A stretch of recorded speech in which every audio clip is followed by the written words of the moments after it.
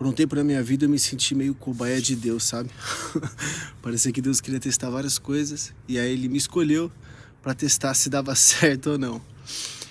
Por um tempo, eu ganhei muito bem na minha vida, financeiramente falando. Hoje eu ganho bem também. Eu sei que eu ganho fora da média, mas antigamente, né? Quando eu tinha uns 20 e poucos anos, hoje eu tenho 34, eu ganhei bem.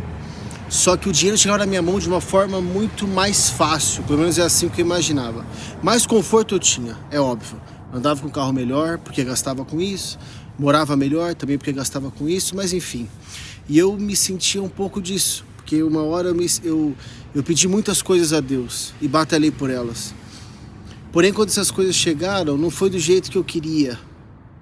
E eu, na época, eu tinha muita fé, não que hoje eu não tenha, né? Mas eu tinha algumas crenças, vamos assim dizer, em relação a Deus e tudo mais. E aí eu ficava pensando que Deus, que era alguma coisa relacionada com Deus, sabe? Eu me sentia satisfeito, mas não completo. E sabe qual que foi o meu maior erro na época? Eu cometi muitos erros, né? E hoje ainda cometo. Meu maior erro na época foi ser muito transparente com os meus amigos. Eu acho que a amizade tem seu lugar, assim como o trabalho tem seu lugar, assim como a família tem seu lugar. Eu não sinto que tudo pode preencher tudo. Por exemplo, não é com dinheiro que você preenche tudo, mas também não é com amor que você vai preencher tudo. E eu fui aprendendo isso ao longo da vida, mas voltando, um dos meus maiores erros foi falar tudo isso com os meus amigos. Porque imagina, eles não cresceram onde eu cresci, eles não tiveram os pais que eu tive, eles não passaram as necessidades que eu passei, eles não tinham e nem têm os mesmos sonhos que eu. Então eu chegava e, enfim, aquilo estava entalado na minha garganta, eu já não queria despejar na minha esposa, porque senão é ela que ouve muito, né? E ela também não nasceu no mesmo lugar que eu, né? Enfim.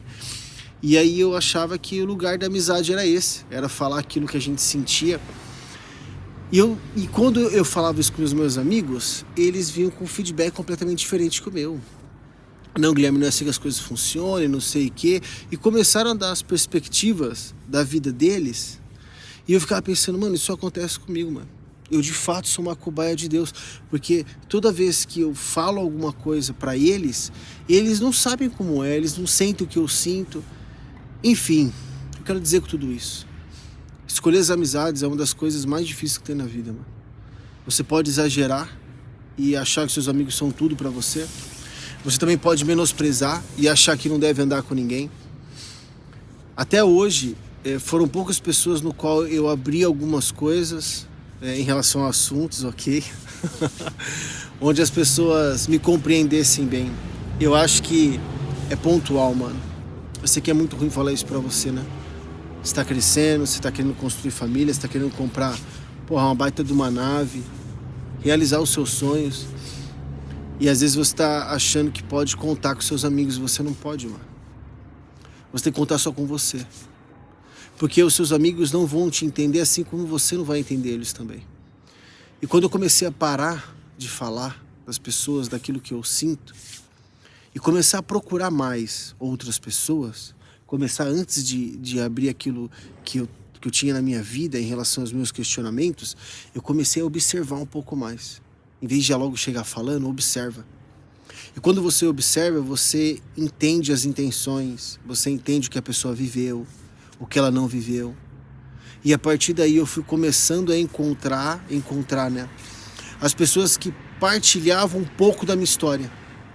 E aí quando eu falava, olha, aconteceu isso comigo, ou tem acontecido isso, a pessoa fala assim, caramba, mano, eu também passei por isso. E aí no fim das contas você vai entendendo que você não é uma cobaia de Deus, né? Que essa, né, é uma teoria meio maluca, né? Mas e que existem muitas pessoas que também vão passar pelo que você passou. Só que é difícil encontrá-las, por quê? Porque elas são tão calejadas que elas não falam mais da própria vida, nem você fala.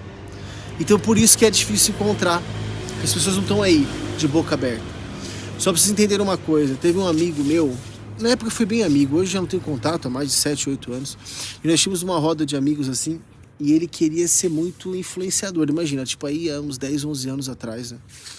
E mano, ele tinha uma condição financeira boa, ele falava bem, ele era de TI, na época quase ninguém era de TI, então iria ser um bom influenciador, mano, iria ser um bom criador de conteúdo. Só que todo mundo ao redor dele, ele não falava nada, né, mano? Cada um tem sua vida. Mas muitos dos meus amigos ao meu redor, tipo, criticavam o cara, entendeu? Tipo, dava risada, não sei o que, blogueirinho, não sei o que, blá, blá, blá.